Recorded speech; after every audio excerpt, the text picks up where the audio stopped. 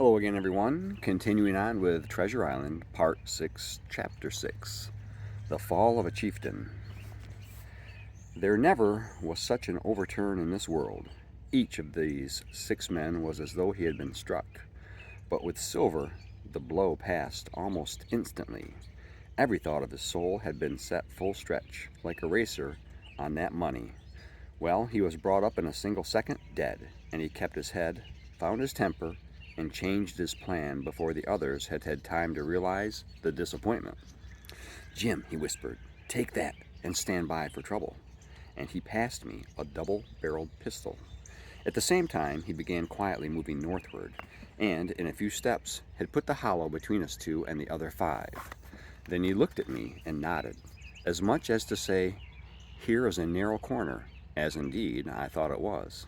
His looks were now quite friendly, and I was so revolted at these constant changes that I could not forbear whispering, "So you've changed sides again?"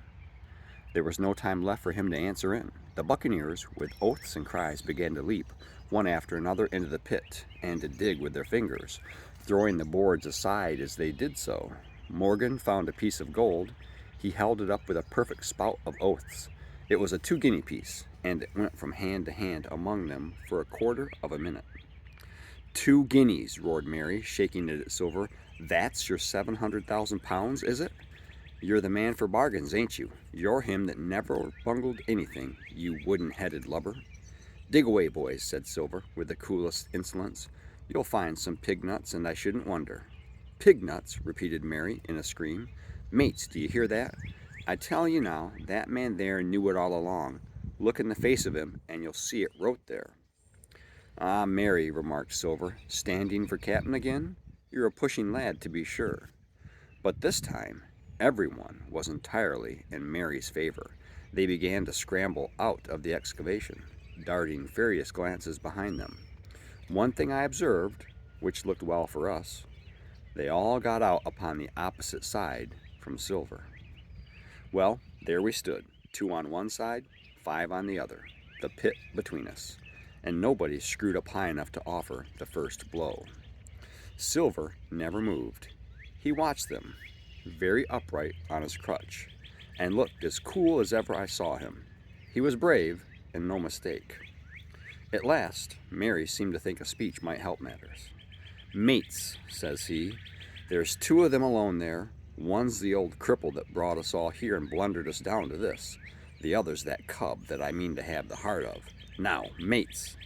He was raising his arm and his voice, and plainly meant to lead a charge. But just then, crack, crack, crack, 3 musket shots flashed out of the thicket. Mary tumbled head foremost into the excavation.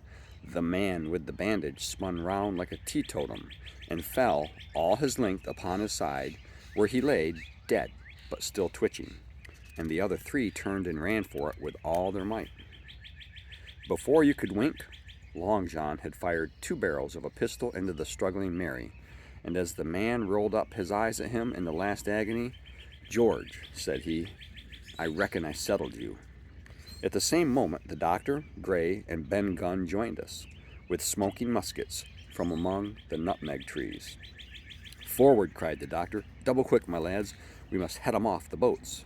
And we set off at a great pace, sometimes plunging through the bushes to the chest. I tell you, but Silver was anxious to keep up with us. The work that man went through, leaping on his crutch until the muscles of his chest were fit to burst, was work no sound man ever equaled, and so thinks the doctor. As it was, he was already 30 yards behind us and on the verge of strangling when we reached the brow of the slope. "Doctor," he hailed, "see there. No hurry." Sure enough, there was no hurry. In a more open part of the plateau, we could see the 3 survivors still running in the same direction as they had started, right for Mizzenmast Hill. We were already between them and the boats, and so we 4 sat down to breathe, while Long John, mopping his face, came slowly up with us. "Thank ye kindly, doctor," says he. "You came in about the nick, I guess, for me and Hawkins. And so it's you, Ben Gunn," he added. "Well, you're a nice one, to be sure." "I'm Ben Gunn, I am," replied the maroon, wriggling like an eel in his embarrassment. And he added after a long pause, "How do, Mr. Silver?" "Pretty well, I thank ye," says you. "Ben, Ben," murmured Silver, "to think as you've done me." The doctor sent back Gray for one of the pickaxes, deserted in their flight by the mutineers, and then, as we proceeded leisurely downhill to where the boats were lying, related, in a few words, what had taken place. It was a story that profoundly interested Silver, and Ben Gunn, the half-idiot maroon, was the hero from beginning to end. Ben, in his long, lonely wanderings about the island, had found the skeleton. It was he that had rifled it. He had found the treasure. He had dug it up. It was the shaft of his pickaxe that lay broken in the excavation. He had carried it on his back in many weary journeys from the foot of the tall pine to a cave he had on the two-pointed hill at the northeast angle of the island.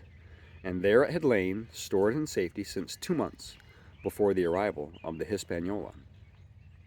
When the doctor had wormed the secret from him on the afternoon of the attack, and when, next morning, he saw the anchorage deserted, he had gone to Silver, given him the chart, which was now useless, given him the stores, for Ben Gunn's cave was well supplied with goat's meat salted by himself, given anything and everything to get a chance of moving in safety from the stockade to the two-pointed hill, there to be clear of malaria and keep a guard upon the money.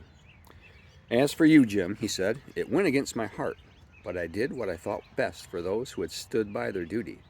And if you were not one of these, whose fault was it?"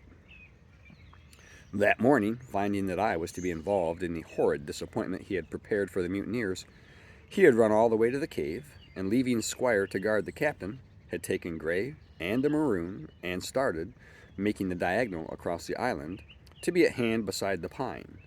Soon, however, he saw that our party had the start of him, and Ben Gunn, being fleet of foot, had been dispatched in front to do his best alone.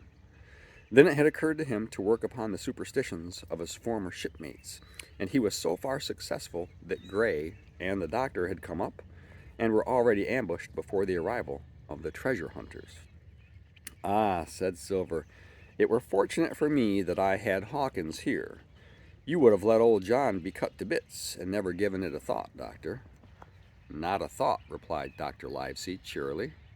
And by this time we had reached the gigs. The doctor, with the pickaxe, demolished one of them, and then we all got aboard the other and set out to go round by sea for North Inlet. This was a run of 8 or 9 miles. Silver, though he was almost killed already with fatigue, was set to an oar like the rest of us, and we were soon skimming swiftly over a smooth sea. Soon we passed out of the straits and doubled the southeast corner of the island, round which 4 days ago we had towed the Hispaniola. As we passed the two-pointed hill, we could see the black mouth of Ben Gunn's cave, and a figure standing by it, leaning on a musket. It was the Squire, and we waved a handkerchief and gave him 3 cheers, in which the voice of Silver joined as heartily as any. 3 miles further, just inside the mouth of North Inlet, what should we meet but the Hispaniola, cruising by herself? The last flood had lifted her, and had there been much wind, or a strong tide current, as in the southern anchorage, we should never have found her more, or found her stranded beyond help. As it was, there was little amiss. Beyond the wreck of the mainsail, another anchor was got ready and dropped in 1.5 fathoms of water.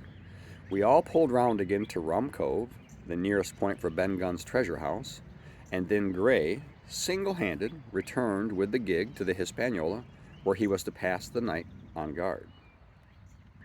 A gentle slope ran up from the beach to the entrance of the cave. At the top, the Squire met us. To me, he was cordial and kind, saying nothing of my escapade, either in the way of blame or praise. At Silver's polite salute, he somewhat flushed.